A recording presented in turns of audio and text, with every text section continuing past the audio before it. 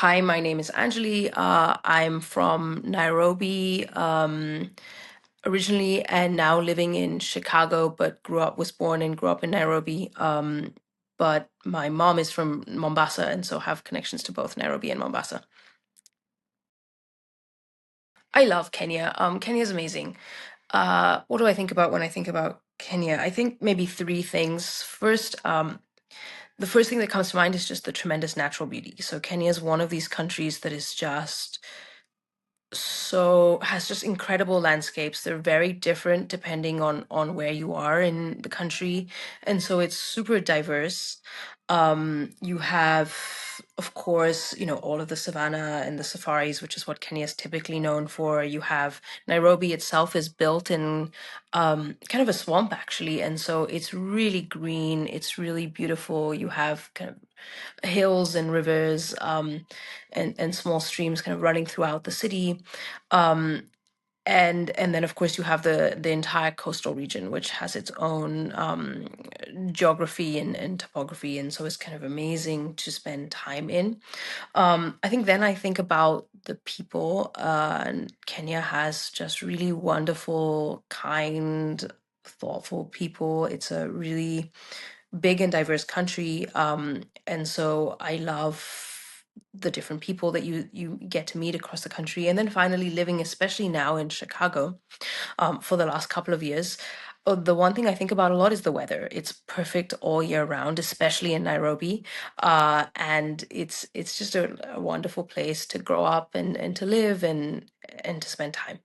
Some of the things that other people don't often think about, but which actually I also think about when I think about Kenya is, in addition to being such a physically beautiful place, it's also, especially Nairobi, has a huge birding scene, and so actually has some of the most actually some of the biggest species of birds, or the most species of birds in any major city in the world. I think there's over 500 recorded in Nairobi National Park alone. And so if you stop and spend some time, you can see some of the most incredible birds, especially in Nairobi, but all across the country.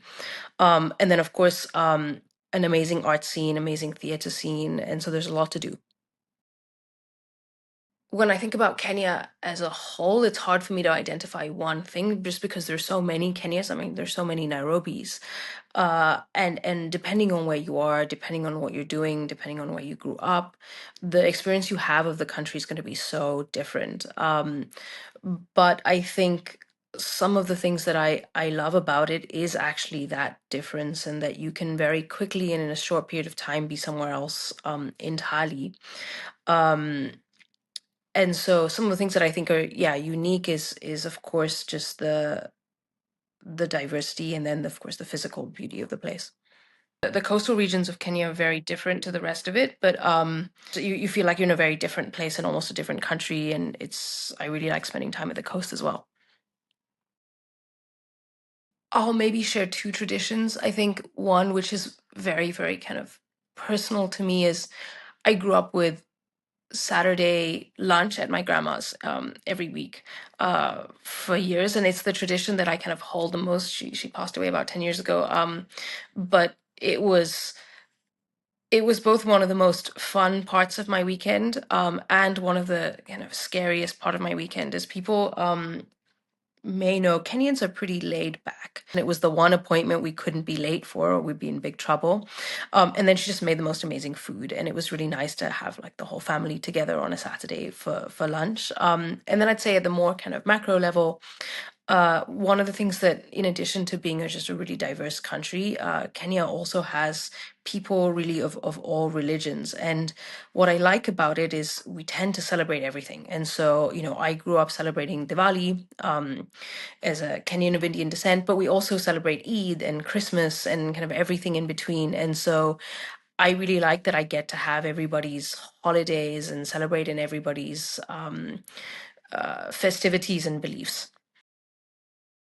The Indian community in Kenya has been around for a long time, and so it is a kind of remnant of colonialism and kind of the British initially coming to Kenya, and bringing in Indian laborers to build railroads and a range of kind of other infrastructure. So it's one of these legacies and heritages of colonialism. And I think it all hasn't always been um, an easy relationship, right? There's always been fractures in society. It's all there's been tensions at various points. But what I think I love about it is, I think what has happened over the years is you have a very distinct set of communities. A Indian population that feels deeply, deeply Kenyan, doesn't necessarily even know anything about India, um, but has held on to some of the traditions. Like we still celebrate Diwali. I speak Gujarati. We have, most of us are still kind of belong to religious faiths that are where we're from. And so we've held on to both pieces. And I think in the process, especially if you look at some of the food, like one of the things so many people in Kenya eat for breakfast is chapati. And of course, that has been brought over. And I think um, I love to have both aspects of that heritage and to be kind of Kenyan Indian and grow up with that. I will say we've also exported some of our best. So the current mayor of New York is kind of Ugandan, Indian, and so I like to say that we're a pretty solid bunch, and in a kind of amazing community, albeit very diverse. I love the coffee scene in Kenya, and so one of my favorite things to do is to go for coffee. There's been over the last really 15 or 20 years a huge influx in really good coffee shops, both chains and smaller places. And as somebody who's a little bit of a coffee snob, I love the coffee scene in Nairobi. Um, I really love safaris. I think you can go to lots of different places. Of course, there's the Masai Mara that everybody knows about. Nairobi itself it's actually, I think, the only capital city in the world that has its own national park within the city. And so it's really easy to go just for a day. Um, I also love hiking. And again, Kenya's full of options. Really near, you can go to Mount Longonot for a day hike. You can also climb Mount Kenya, which is the second tallest mountain. Um, there's a little bit of a myth in Kenya that actually the tallest mountain, which is Kilimanjaro in Tanzania, was taken away from us by Queen Victoria, who gave it as a kind of gift to her grandson, Kaiser Wilhelm of Germany. And then, of course, they later went up to war. It's actually not true. It was, but it was part of these political negotiations that Kilimanjaro was handed over in return for some of the coastal areas and the kind of British control of Zanzibar at the time. So I think some of us bitterly think we should have the tallest mountain, but unfortunately, you can, if you look at the map, you will see it's carved out for Tanzania. No, Karura Forest is beautiful, and really, it's just a really wonderful place. It's easy to go to. You can go on a Sunday, you can go for a morning walk, you can take your dogs. And if you just need somewhere to like decompress and feel like you're out of the city, it's very easy to get to. And then, of course, if you're not the walking type, but you still want to get the experience of feeling like you're out of the city and in a forest, you can go to the coffee shop there, which is also really wonderful. I think people generally overlook big parts of northern Kenya, which it's such a beautiful landscape. It's much more semi-arid, so it's not going to look like the kind of green of Karura Forest or the savannas of the Masai Mara, but it has a really unique set of landscapes. There's amazing conservancies that you can go to. Um, and some of the cities and towns in northern Kenya are really fun and beautiful. And so I think one of the overlooked regions I think is like the whole of northern Kenya, so everything north of Mount Kenya. One place that I love going to is Laikipia, which is kind of some of where they have some of the smaller national parks, and spending time there. And then I think along the coast, it's not overlooked, but I would still recommend people go there is Malindi and Lamu. So Lamu is it's an island off of Kenya, and it's a UNESCO heritage site. There's on Lamu Island itself. There's no cars by roads because the roads are too narrow, and it's just really fun and beautiful to get to. It's a really historic kind of Swahili town, and Malindi has a really strong, more recent Italian influence. And so it's where typically the Italian community lives. And so you can get really good food. It's really fun. It's a nice kind of beach place if you don't want to go to Mombasa or some of the main beaches. Italian tourism to East Africa and especially the beaches is huge, and has been for some time now. But because of that, we have there's amazing Italian food in Kenya. Because true to stereotype, they move here and open up restaurants, and so we have a pretty good Italian food scene. Nairobi has an amazing food scene. The whole country does, but especially Nairobi, and even in more recent years, we've been getting a lot of chefs from everywhere in the world, and I think that just results in a really great mixture of food. So I eat sukuma and ugali every Saturday when I'm back in Kenya. It's For me, it's comfort food. I wouldn't say that necessarily it's the most flavorful or best food you've ever had, but I love it. It's Sukuma is kind of it's in the kale family, and typically it's a little bit like a spinach, and it's sautéed normally with onions and tomatoes, and it's just really good, and it reminds me of home. It's really hearty. Ugali is made out of maize flour. Um, I also really love mandazis, which is kind of our version of donuts. I think every culture and community has some version of donuts. I highly recommend you try ours. Mandazis are brilliant and amazing, and it's kind of fried dough with icing sugar usually. Um, and then I love all types of chapatis that we have, and our kind of spin on Indian roti or chapati. And then I love all of the Swahili food as well, which has, again, a lot of influences from Arabic food and kind of 15th century, Arab traders who came to Kenya. There's a lot of spices. It has Indian influences in it, and it's typically food that you can get on Kenya's coast. And so Lamu, Mombasa, is where you would get a lot of Swahili food, which is really nice. Oh, so many. Nairobi is full of really amazing creatives. In terms of music, I really like the music of Sauti Sol. It's a band from Kenya. They're kind of amazing writers.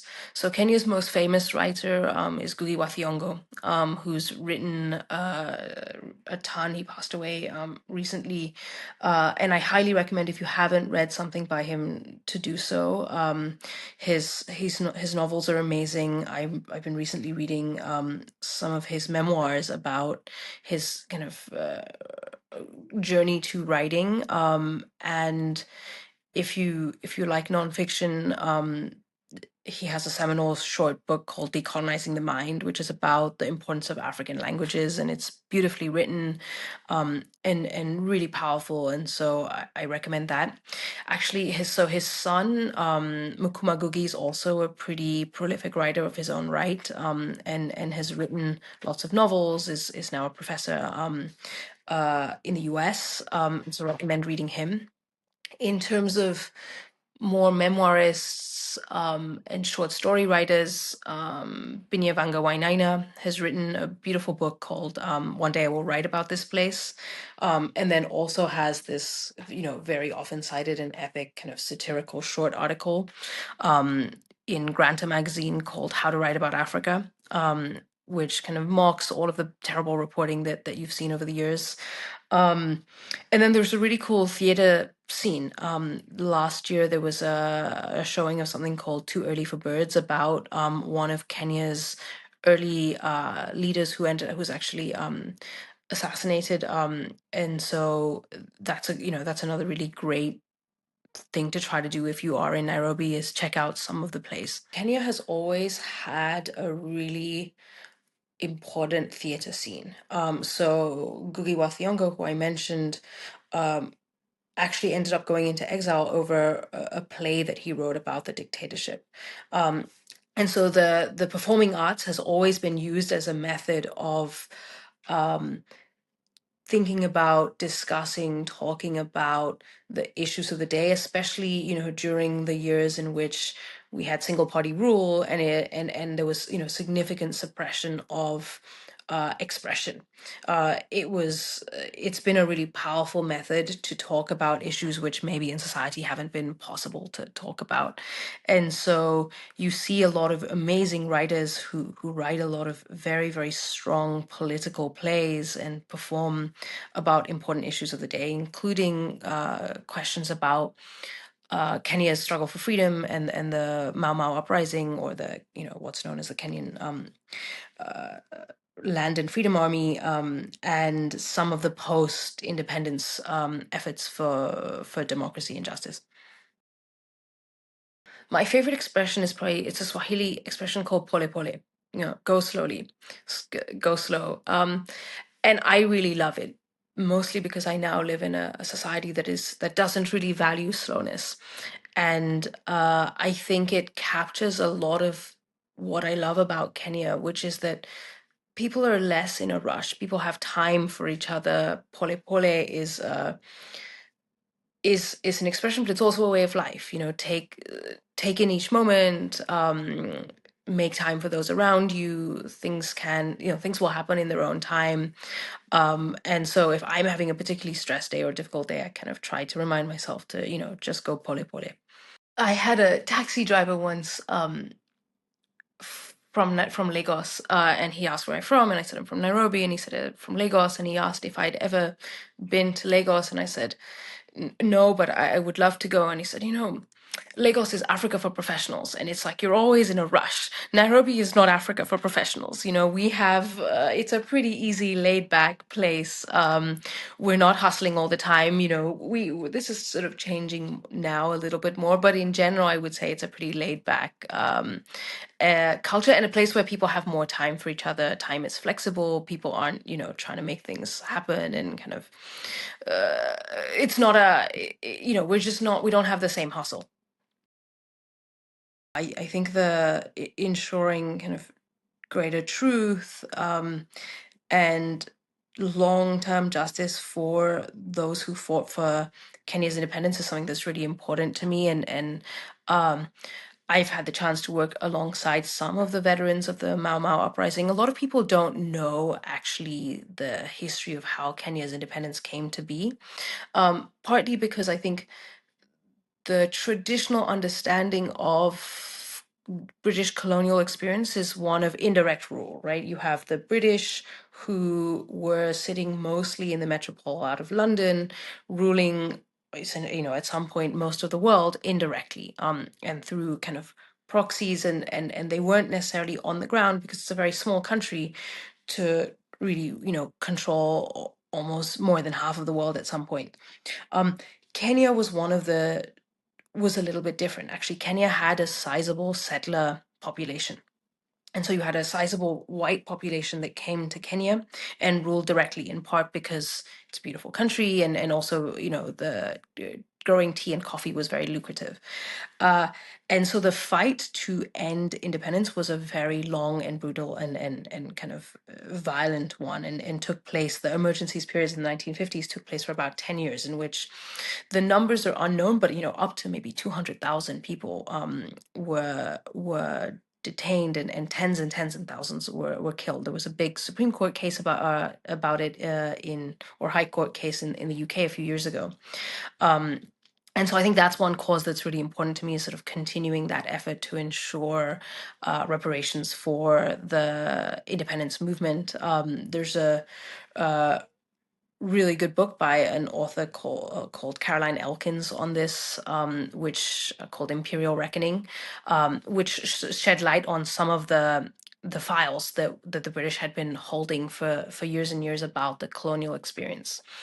And so that's something that's really important to me. You can go to a couple of museums in Kenya and you can see some remnants of it, but there's still a lot of work to understand and know and tell our history. The colonial struggle in Kenya was really intense, and I think actually growing up, it wasn't something we were taught about. It wasn't something that was people knew about it because people had lived it, but not they didn't know about it in a systemic way. And so I think trying to change that is really important to me. I'm biased because I'm a human rights lawyer, and I'm a law professor, so I'm always going to go back to the law. But I think two important moments was the 2007 post-election violence in Kenya, and then which was terrible, and I think which really laid bare some of the fractures of the post-colonial society that had maybe been right below the surface and had been simmering for 40 years after independence. But more importantly, I think after that, the country sort of, I think there was a little bit of a reckoning, at least in the legal field. And so we looked at the country and said, okay, the current system doesn't work. We need to start again, and we need to um, rethink everything. And I think out of the 2007 post-election violence comes the 2007 constitutional process. And it could be boring for most people, and granted, I'm a lawyer, but I think some of the things that were interesting was we looked at the current system, which was given to us by the British, and we said it's a central government, like this doesn't work for us. And so we moved to a federal system. We changed the provincial borders, we changed state borders, we had a completely different system of government, we had a Bill of Rights that came in, and so far it has held up. So you have some of the strongest judiciary in Kenya, you have decisions that are cited around the world. You have actually one of, I think, the first country in which the court overturned or sort of held that an election was unfair and it needed to happen, be redone, and it actually happened. The both sides said, okay, we'll go back and we'll vote again. And so the system is not perfect, and there's definitely lots of issues. But I think the constitutional foundation, at least with only the benefit of 15 years, has held up, and I think is a really important moment to understanding the political history of Kenya. I work a lot across Africa as part of my human rights work. And so I go back to Kenya a lot, maybe 5 or 6 times a year, even though I live in Chicago. And so I think whenever I'm here, or if I'm in the US for too long, I'll wake up one day and I'll think, why am I still here? I need to go back to Nairobi. And I think when I go back home, um, it feels like I'm right back there again. I have friends that I've known for over 30 years. I have some of the same restaurants I go to. I tend to be a creature of habit. And so I like to do the same things every time I go back. And I kind of, I miss the comfort of home. And so I think in some ways, being away from Kenya makes me appreciate it much more, and appreciate how much fun it is. And I think, again, it's the sort of nostalgia of being in the diaspora. When you're somewhere all the time, you're complaining about the floods or the power cuts or the traffic or the kind of daily issues that you have. And when you're away, you get to kind of look at it with a little bit of rose tinted glasses. I will say I now have a 2-week-old niece, and so it makes me think a lot more about what is the future that we're leaving her, what is the country we're leaving her, what is the place I want her to grow up, and so. Yeah, Kenya is kind of more on my mind, and I think thinking about what is the city and the country that we're trying to leave her more important becomes more important for me. I definitely miss home all the time. And when people ask me, where's your home? Right now my home is in the US, but my home is Kenya.